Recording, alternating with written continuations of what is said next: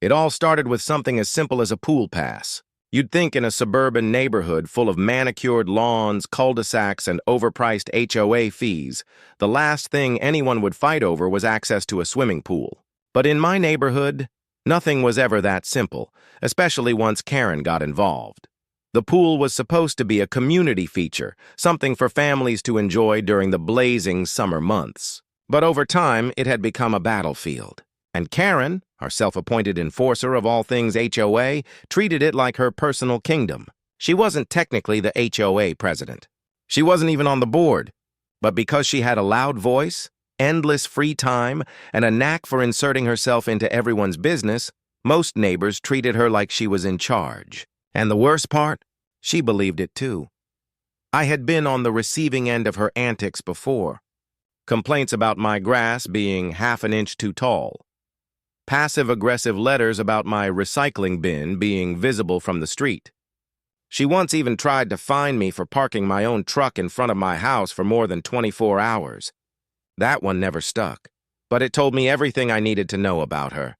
The pool was her favorite weapon. She stationed herself there almost every day during the summer, sitting under an umbrella with a clipboard like she was conducting inspections. If you didn't have your pool band properly displayed, she'd make a scene. If your kids were playing too loudly, she'd lecture you about safety protocols. If she didn't like the look of you, she'd claim the pool was at capacity and turn you away. Most neighbors tolerated her. They didn't want drama, so they let her win. But I'd reached a point in my life where I had nothing left to lose. After retiring from decades of construction law and losing my wife to cancer, I no longer had patience for people like Karen. I had time, I had experience, and I knew how to take apart bullies who thought rules didn't apply to them. The confrontation that sparked everything happened one scorching Saturday morning. The pool had just opened, and families were lined up at the gate, kids clutching floaties and sunscreen dripping down their noses. I had volunteered to help check passes that weekend, since the HOA board was short-staffed and wanted actual accountability instead of Karen's theatrics. They handed me the master list of homeowners in good standing, the people who had paid their dues and had official access. It was straightforward. Your name on the list meant you could enter. Simple, fair, no drama. At least that's how it should have been. Karen strutted up to the gate like she owned the place, oversized sunglasses hiding half her face, and a wide-brimmed hat tilted like a crown. Behind her trailed a small entourage, her sister, her nephew, and two neighborhood friends who always acted like backup dancers in her ongoing performance. They didn't have passes. Their names weren't on the list. Their dues hadn't been paid in months, and yet she fully expected to march right in. When I told her no, the pool gate rattled with the force of her indignation. She demanded entry, insisting that, as a longtime community member, she had earned the right. I held firm. No name on the list meant no entry. I explained it calmly, professionally, without raising my voice. But Karen wasn't used to being told no. That's when she pulled out her phone. Within minutes, she had dialed 911 and was loudly declaring to the dispatcher that I was illegally detaining her family and harassing a homeowner at the community pool. The line of parents and kids waiting behind her stared in disbelief. Some tried to reason with her, but she waved them off. She wanted a show. She wanted to make me the villain. Now, most people would have panicked at the thought of police arriving. Not me. I'd spent too many years in courtrooms dealing with fabricated claims and exaggerated complaints. I knew how this game worked. The police would come, ask questions, and ultimately it would come down to facts. And I had all the facts on my side: the master list, the unpaid dues records, and the HOA's own bylaws. But here's the thing Karen didn't know.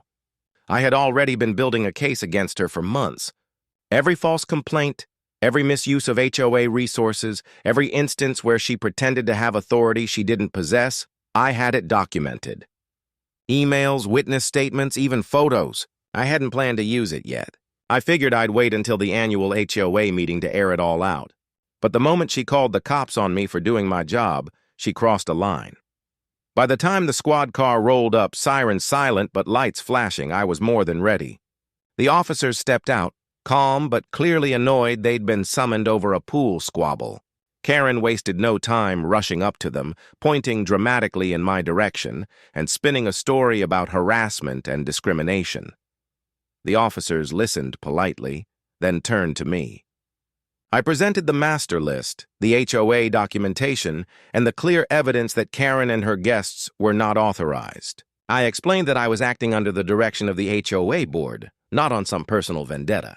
My calm delivery contrasted so sharply with Karen's theatrics that even the officers seemed amused. After a short exchange, they told Karen she had no case. She wasn't entitled to enter the pool without paying dues. She wasn't being detained. And if she continued to cause a scene, she might be the one facing consequences. For once, she was speechless. But as she stormed away, muttering about how she'd get me for this, I knew it wasn't over. Karen wasn't the type to back down quietly. She thrived on escalation. What she didn't realize was that I did too. But unlike her, I had patience, strategy, and the law on my side. That poolside confrontation was only the beginning. She thought calling the cops would scare me. She thought she could paint me as the neighborhood villain. But all she had really done was give me the perfect opening to dismantle her little empire piece by piece. And she had no idea just how much I already had waiting for her. The aftermath of Karen's failed pool stunt rippled through the neighborhood like shockwaves. Word traveled fast in a community like ours. By the next morning, half the street had heard about how she called the cops and got shut down. Parents who'd been waiting in line that day retold the story with glee, embellishing every detail about her red face, her shrill voice, and the moment the officers told her she had no case. For most people, that kind of public embarrassment would have been enough to step back, lick their wounds, and avoid further confrontation. But not Karen. Embarrassment only made her more dangerous. The angrier she got, the more determined she became to win. And in her mind, winning meant control. She tried to spin the story in her favor. She went door to door, telling anyone who'd listen that I had abused my authority and humiliated her family in front of the community. She framed herself as the victim, claiming the HOA board was corrupt and that I was part of some conspiracy to take over neighborhood amenities.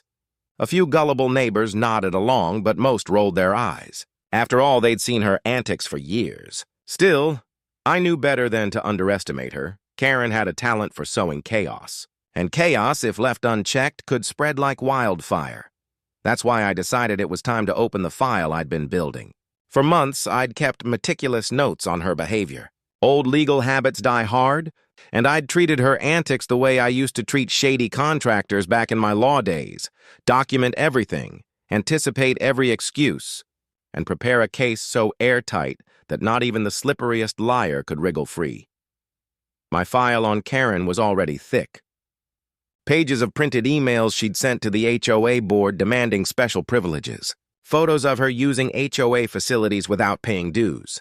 Notes from neighbors who'd complained privately about her harassment but were too afraid to confront her publicly. But now, I started digging deeper. First stop, the HOA's financial records. Most neighbors didn't realize this, but by law, homeowners are entitled to request and review HOA budgets, expense reports, and meeting minutes. All it takes is a formal written request, and because Karen had been acting like she ran the place, I was curious to see just how deep her influence went. What I found was eye-opening. The records showed thousands of dollars spent on community improvements that didn't match what we actually had. For example, the budget listed over $3,000 for landscaping upgrades the previous spring, but no new plants or shrubs had appeared anywhere in the neighborhood. Another $5,000 was supposedly spent on pool maintenance, but the company listed on the invoice didn't even exist in the state business registry. At first, I thought it might just be sloppy bookkeeping by the board, but the more I dug, the more suspicious it looked. And then I saw her fingerprints, literally. Several of the scanned invoices had "approved by K. Mitchell" scribbled across the bottom. Now here's the kicker. Karen wasn't even on the board. She had no legal authority to approve anything, but she'd been writing her name on financial documents anyway, as if she did. And the treasurer, A timid neighbor who hated confrontation had apparently been rubber stamping them just to avoid her wrath. It was fraud, plain and simple, and it wasn't small-time fraud either. By the time I added it all up, nearly $20,000 of HOA funds were either missing or misallocated with Karen's approval. That changed everything. This wasn't just about a pool pass anymore. This was about corruption, theft, and betrayal of the very community she claimed to protect. I started reaching out quietly to neighbors I trusted, not the ones who gossiped with Karen, but the ones who'd been quietly grumbling about rising HOA fees and the lack of improvements in return. I showed them the documents. At first, they were skeptical. Nobody wanted to believe their neighbor could be that brazen. But once they saw the evidence with their own eyes, the shock turned to anger. One neighbor, a single mother who'd been fined by Karen for having her trash can out an hour too early, nearly broke down in tears. She'd been scraping together money to keep up with the rising fees, all while Karen had been siphoning funds for who knows what. The more people I showed, the more support I gained. It wasn't long before a small coalition was forming, a group of homeowners ready to stand up against her. But we all knew Karen wouldn't go down without a fight. Sure enough, just as I was preparing my case, she escalated again. It started with letters. Official-looking notices printed on HOA letterhead slipped into mailboxes around the neighborhood. The letters claimed that I was under investigation for misconduct at the pool. They accused me of abusing community authority and threatened fines if I continued to interfere with HOA operations. The problem for Karen was that she'd overplayed her hand. She wasn't actually authorized to send those letters, and she wasn't smart enough to cover her tracks. The HOA board quickly confirmed that they hadn't issued them, which meant Karen had committed mail fraud on top of everything else. At that point, I stopped holding back. I compiled everything: her fake invoices, her unauthorized approvals, her harassment history, and now the fraudulent letters, into one massive dossier. It was thick enough to slam on a table with a satisfying thud, and I sent copies to every board member, certified mail, so they couldn't claim ignorance. The board was stunned. Some admitted they'd suspected something was wrong, but hadn't had the courage to confront her. Others were genuinely blindsided, embarrassed that they'd let her run wild for so long. But now, they had no choice. A special emergency meeting was called. The agenda? Karen Mitchell. Word spread fast, and by the night of the meeting, the community clubhouse was packed. Neighbors filled every chair, spilled into the hallway, even stood outside peering through the windows. People were tired of high fees, tired of drama, tired of Karen's reign of intimidation. Karen arrived like she was walking into a coronation, strutting in late with her entourage, smiling like she still had the upper hand.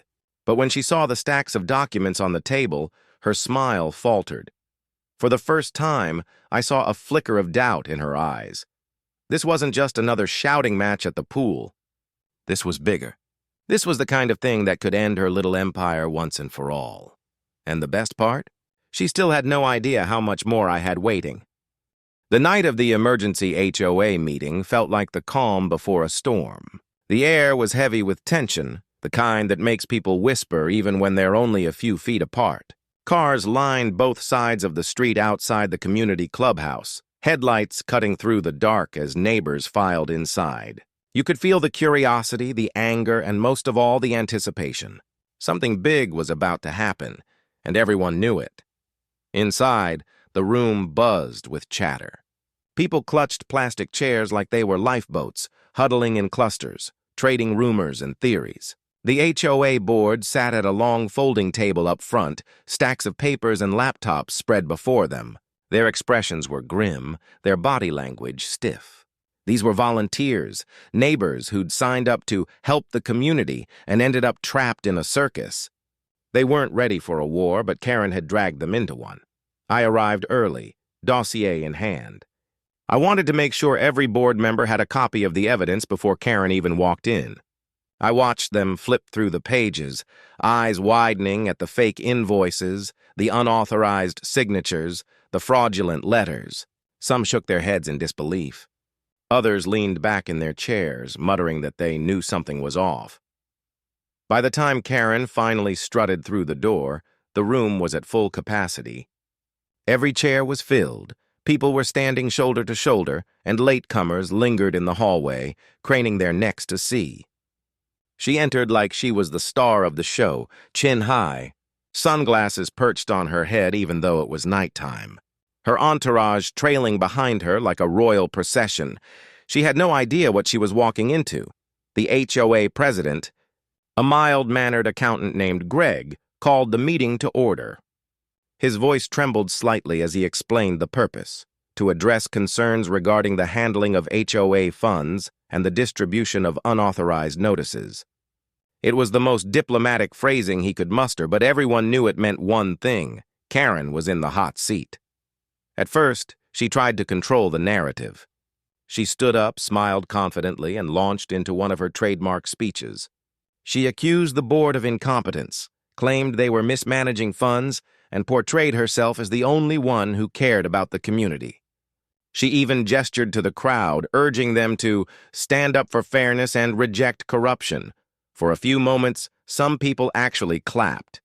She was a skilled manipulator, and her voice carried like a megaphone in that crowded room. But the applause was scattered, half-hearted. And as soon as Greg handed me the floor, the atmosphere shifted. I didn't raise my voice. I didn't need to. I simply laid out the facts.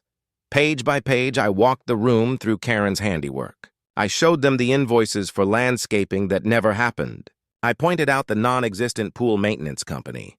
I highlighted the approved by K. Mitchell signatures that appeared over and over, despite her not being on the board. Then I produced the fraudulent letters, the ones she'd slipped into mailboxes under the guise of official HOA notices. The room gasped when I explained that sending those through the mail wasn't just dishonest, it was a federal crime. Karen tried to interrupt, waving her hands and shouting about fabricated evidence, but I was ready for that too. I revealed the chain of custody for every document, the emails backing up every claim, the neighbors who'd corroborated her harassment. I even had digital timestamps proving when she'd sent certain demands. By the time I finished, the room was dead silent. Then came the murmurs. People began whispering to each other, louder and louder, until the silence broke into outright outrage. Neighbors who'd been too afraid to speak up before now shouted from the back, recounting their own run-ins with Karen, fines that didn't make sense, threats that had never been backed by the board, sudden fees that nobody could trace. The floodgates had opened. Karen's confidence crumbled. She raised her voice higher and higher, trying to drown out the accusations, but the crowd wasn't with her anymore. Every word she spoke only made her look more desperate. Her entourage shrank into their seats, avoiding eye contact, clearly realizing they'd backed the wrong horse. Greg finally banged his gavel, calling the room to order.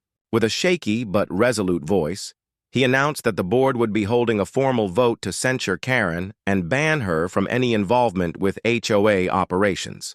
Furthermore, he declared that the evidence of financial mismanagement would be turned over to the county for investigation. The room erupted in cheers, but not everyone was celebrating. Karen stood frozen, her face pale, her hands clenched into fists. For once, she had no script, no snappy retort, no rehearsed speech. She tried to storm out, but as she reached the doorway, she spun around and pointed at me. Her voice cracked as she shouted, "This isn't over! You'll regret this. All of you will regret this." And then she was gone, her footsteps echoing down the hallway. The meeting adjourned shortly after, but the buzz lingered. Neighbors approached me one after another, thanking me for exposing her, for standing up when they hadn't. Some even offered to help with the ongoing investigation, eager to finally rid the community of her shadow. Still, as I drove home that night, I couldn't shake the feeling that this was only the beginning. Karen wasn't the type to lick her wounds quietly. If anything, public humiliation would fuel her next move, and I was right. Within days, rumors began circulating again, but this time they weren't whispers about me. They were whispers about Karen. Someone had seen her late at night, hauling boxes into her garage. Someone else claimed she'd been shredding papers for hours. A third neighbor said they'd overheard her on the phone, screaming about lawyers and retaliation. It became clear she was preparing for war. But here's the thing. So was I. Because buried in the financial records, I'd found something I hadn't yet revealed to the community. Something even bigger than fake invoices or forged signatures. Something that tied Karen not just to petty HOA fraud, but to a scheme that could land her in serious legal trouble. And as much as the emergency meeting had rattled her, she still had no idea what was coming next. The days after the emergency meeting were oddly quiet, like the uneasy stillness before a thunderstorm. For the first time in years, people actually enjoyed the pool without Karen patrolling like a guard dog. Kids splashed, parents lounged, and neighbors greeted each other with relieved smiles. It felt like the community was finally breathing again. But I knew Karen too well. Silence didn't mean surrender. It meant she was plotting. At first, it started small. Anonymous flyers appeared on doors and in mailboxes, accusing the HOA board of corruption. The language was familiar, dramatic, finger-pointing, riddled with misspelled words, but there was no signature. Everyone knew it was Karen, though. Then came the online campaign. She created a Facebook group called Save Our Neighborhood and filled it with rants about tyranny, illegal, meetings, and financial persecution. She cast herself as the whistleblower and me as the ringleader of a shadow cabal. The group attracted a handful of sympathizers, mostly people who thrived on gossip, but it didn't gain the traction she wanted. That's when she escalated. One morning, I walked outside to find my truck keyed from bumper to bumper. The scratches ran deep, jagged, deliberate. On the windshield was a note scrawled in thick marker, "You don't belong here." I didn't need a handwriting expert to know whose style it matched. I reported it to the police, but without cameras or witnesses, they couldn't do much. Still, I wasn't rattled. If anything, it confirmed I was hitting her where it hurt. People resort to intimidation when they're losing control. Meanwhile, I kept digging into the records, and that's when I uncovered the bombshell. Hidden among the HOA expenses was a series of payments to a local contractor, a shell company that didn't even have a business license when the payments began. The invoices were vague. Repairs, consulting, miscellaneous improvements. But the amounts were significant, several thousand at a time. Curious, I drove out to the listed address. What I found wasn't an office or a warehouse. It was a rundown storage unit facility. The unit number on the invoice matched a small metal door with a rusty lock. I asked the manager about it, and he confirmed that the unit had been rented by none other than Karen Mitchell. Suddenly, the missing money made sense. She wasn't just skimming off the top. She'd created a fake company to funnel HOA funds into her personal pocket. I documented everything. Copies of invoices, rental agreements, and even photos of the unit. It was the kind of evidence that could move an investigation from community squabble to criminal fraud. But I wasn't ready to turn it in just yet. Timing mattered. Karen, meanwhile, wasn't sitting idle. A week after the truck incident, I received a certified letter in the mail. It was from an attorney, a real one this time. Karen had filed a civil lawsuit against me, accusing me of defamation, harassment, and intentional infliction of emotional distress. I actually laughed out loud when I read it. The claims were baseless, the kind of desperate swing someone makes when they're backed into a corner. But I also knew lawsuits could be weapons, even weak ones. They drained time, money, and energy. She was trying to scare me into backing off. What she didn't know was that I had spent 20 years in courtrooms. Litigation was my home turf. I filed a counterclaim almost immediately, attaching the mountain of evidence I'd collected.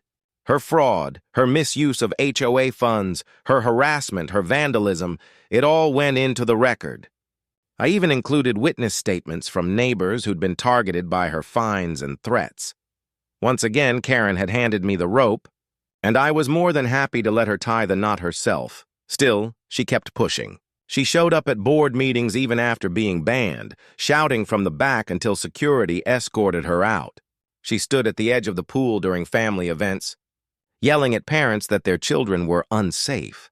She even went so far as to march onto my lawn one night, screaming curses until a neighbor threatened to call the cops. the more unhinged she became, the more the community rallied against her.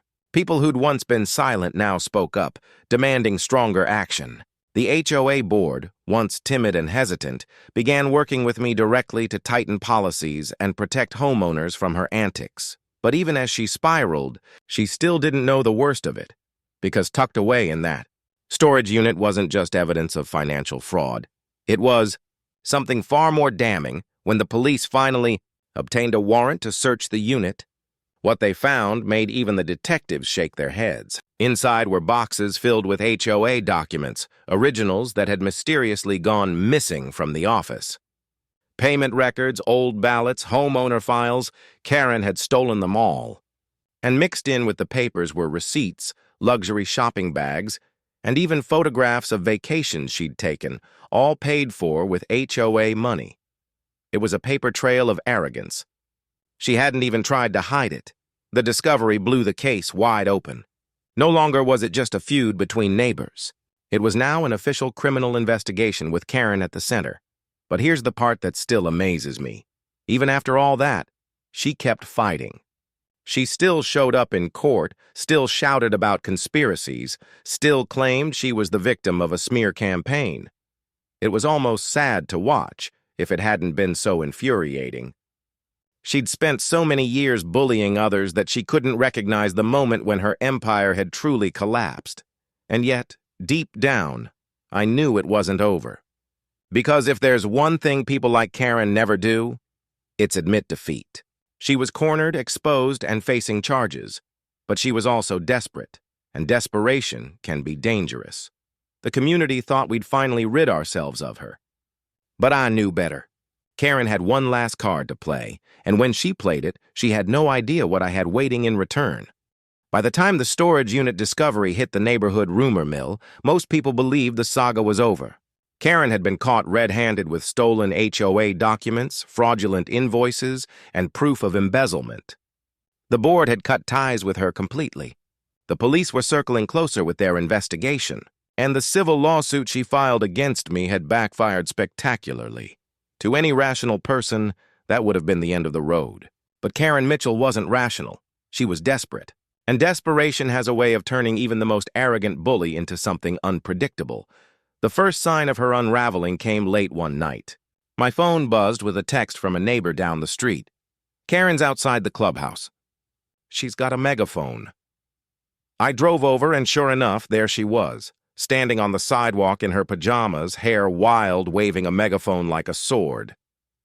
She was shouting about freedom, about unjust persecution, about how the HOA was being run by criminals. Her voice cracked as she ranted, but she kept going, hour after hour, until the police finally escorted her home. It would have been comical if it weren't so unnerving. The next day, flyers appeared again, this time taped to stop signs and playground equipment. They accused me by name of being a con artist who had stolen control of the HOA. She even went as far as listing my old home address, which she must have dug up from public records, trying to scare me with doxing, but none of it worked. If anything, her antics only solidified the community against her. Parents ripped down the flyers, neighbors shared security footage of her late-night escapades, and kids joked about the crazy lady with the megaphone. Still, I kept my guard up. I'd seen people like her before, cornered, humiliated, but still convinced they were the hero of their own story. They don't fade quietly. They look for one last grand act, one final chance to reclaim control, and sure enough, Karen made her move. It happened on the morning of the HOA's annual election meeting, the one where new board members would be chosen. For the first time in years, more than half the neighborhood showed up. People were energized, ready to steer the community in a better direction. The clubhouse was packed, the atmosphere buzzing with optimism. But as the ballots were being prepared, the doors flew open. Karen stormed in. She wasn't alone this time. She had brought reinforcements, an out-of-town lawyer who looked as exhausted as he did confused, and a handful of distant relatives she claimed were homeowners entitled to vote. She marched straight to the front, slammed a stack of papers onto the table, and declared that she was filing for an injunction to halt the election. The room erupted in gasps. Her so-called lawyer tried to speak, but it was clear he had little idea what he'd walked into. He muttered legal jargon about due process and disputed authority, while Karen shouted over him, insisting the entire election was invalid without her oversight. But this time, the board was ready. Greg, the HOA president, calmly stood up and held up the certified evidence packet I had helped compile. He explained that the county was already investigating Karen for financial misconduct. He reminded the crowd that she had been banned from HOA operations by unanimous vote. And then he dropped the hammer. She was no longer even a homeowner in good standing, because her dues had gone unpaid for more than a year. Legally, that meant she had no voting rights. No standing, no voice. The room exploded in cheers. Karen's face turned crimson. She screamed about conspiracies, about how everyone was brainwashed, about how I had orchestrated this entire thing. Her lawyer quietly began packing up his briefcase, clearly realizing he'd been dragged into a losing battle. But Karen wasn't finished. She lunged toward the ballots, trying to snatch them off the table. Neighbors gasped and stepped back as she flailed, scattering papers to the floor. Security, who'd been stationed at the door in anticipation of exactly this kind of scene, rushed forward and restrained her. She kicked and shouted the whole way out, her voice echoing down the hall even as the doors slammed shut behind her. It was over. The election went forward without a hitch. For the first time in years, the board was filled with level-headed homeowners who actually cared about the community. Fees were stabilized, rules were enforced fairly, and the pool became a place of relaxation instead of conflict. But Karen wasn't seen at the pool again. Within weeks, word spread that she had quietly sold her house and moved out of the neighborhood. Some said she fled to avoid the criminal investigation. Others whispered that her relatives had finally convinced her to leave before things got worse. Whatever the reason, her reign of terror was finished. The neighborhood felt lighter. People waved at each other more often. Kids played in the streets without being scolded. For the first time since I'd moved in, it felt like a community again. But here's the thing about people like Karen. They leave scars. Even in her absence, you could feel her shadow lingering. Neighbors still flinched when official-looking letters appeared in their mailboxes. Parents still swapped stories about her worst antics, shaking their heads like they couldn't believe they'd lived through it. And every time I drove past the pool gate, I remembered that hot summer day when she called the cops because I dared to say no. Her last stand had ended in humiliation, but it was also a warning. Bullies like her thrive when people stay silent. They grow stronger when neighbors look the other way. And the only way to stop them is to stand firm. Even when they scream, even when they threaten, even when they call the police on you. Because in the end, the truth wins, and Karen Mitchell, for all her bluster, never had the truth on her side. Still, as satisfying as it was to see her gone, I knew the story wasn't truly finished. Not yet. Because just as the community was beginning to heal, a letter arrived in my mailbox. This one wasn't fake. It wasn't anonymous. It was stamped with the seal of the county prosecutor's office, and it had Karen's name printed right at the top. The real battle wasn't over. In fact, it was only just beginning. The letter from the county prosecutor's office was short, but it carried the weight of everything I'd been building toward. Mr. Sa. You are listed as a primary complainant and material witness in the matter of County versus Karen Mitchell. Please be advised of the following preliminary hearing date. For months, Karen had treated this entire ordeal like a neighborhood squabble. She thought if she screamed loud enough, spread enough lies, or called enough cops, she could bend reality to her will. But the county saw it differently. To them, it wasn't pool drama. It was embezzlement, mail fraud, theft of HOA property, and harassment of homeowners. It was a case of a woman who thought she was untouchable, and now she was about to find out otherwise. The courthouse was a far cry from the pool deck where this all began. No lawn chairs, no sunscreen, no shouting neighbors. Just cold marble floors, wooden benches, and the solemn echo of footsteps in long hallways. On the morning of the hearing, I sat outside the courtroom with a small group of neighbors who'd agreed to testify. Some were nervous, clutching their statements like lifelines. Others were angry, eager to finally speak their truth. We were united by one thing. the determination to make sure Karen's reign of chaos didn't follow her into another community. When Karen arrived, it was almost surreal. Gone was the oversized sun hat, the sunglasses, the clipboard. She wore a conservative blazer that looked borrowed and carried herself like she was trying to imitate humility. But the twitch in her jaw, the way her eyes darted around the room, told a different story.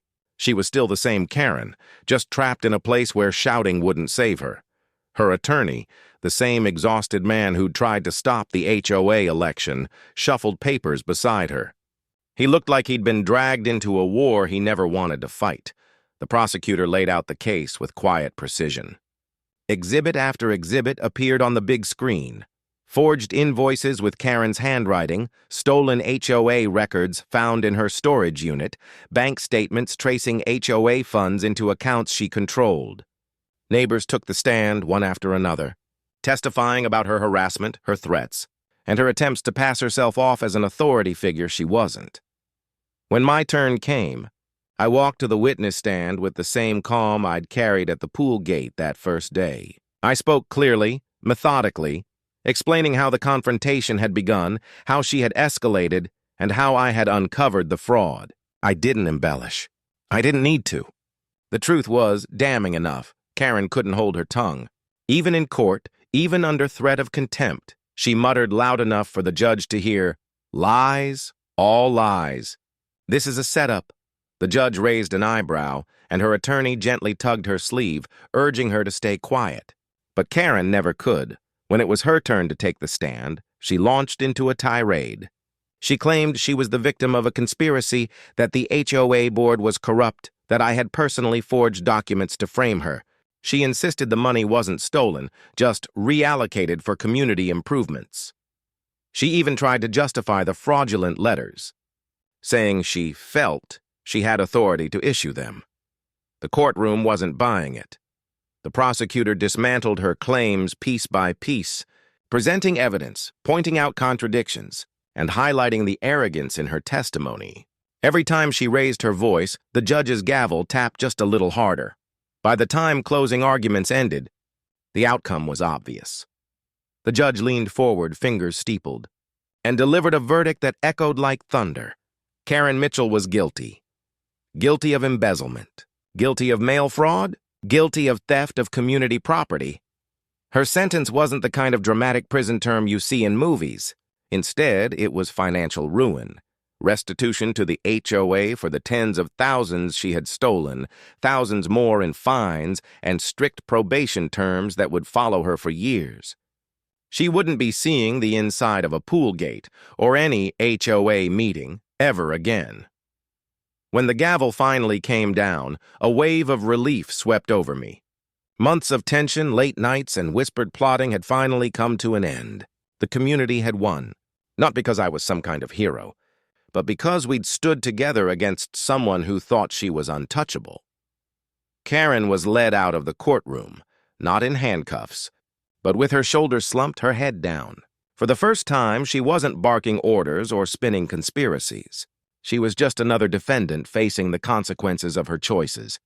Afterward, as neighbors filed out into the sunlight, someone clapped me on the shoulder and said, "You saved this neighborhood?" I shook my head. "No," I told them. "We saved ourselves.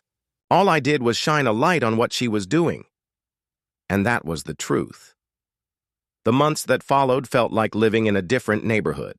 The board, now free from Karen's shadow, focused on real improvements, fixing the playground, repairing the pool deck, planting the landscaping we'd paid for years ago. Fees went down, transparency went up, and for the first time, homeowners felt like they actually had a voice. As for me, I went back to my quiet routines, gardening, fixing things around the house, stopping by the pool now and then, not to play watchdog, but just to watch kids laugh and families relax. That's what it should have been about all along. Karen Mitchell's name faded into a cautionary tale. New residents heard whispers about her, about the time the HOA queen called the cops and ended up in court. Parents used her as a warning to their kids about what happens when you let arrogance rule your life. She had wanted to be remembered as the neighborhood enforcer. Instead, she became the neighborhood legend, for all the wrong reasons. Looking back, I realize her greatest mistake wasn't calling the cops that day at the pool. It wasn't even the fraud or the letters or the lawsuits. Her greatest mistake was underestimating the people around her. She thought we were too scared, too divided, too busy to fight back. She thought she could scream her way into power forever. But she forgot one simple truth. Bullies only win when good people stay silent. And in our neighborhood, silence was no longer an option. So when people ask me now if it was worth it, if the stress, the late nights, the lawsuits, and the threats were worth standing up to Karen, I don't hesitate. It was worth every second, because Karen called the cops when I denied her pool access. But what she didn't know was that I had an entire case waiting, and in the end, it wasn't just me who defeated her. It was all of us. That's it for today's insane HOA story. If you had fun, smash that like button, hit subscribe, and turn on the bell icon so you never miss the next episode. And hey, leave a comment down below with your craziest neighbor or Karen story. I might feature it in a future video.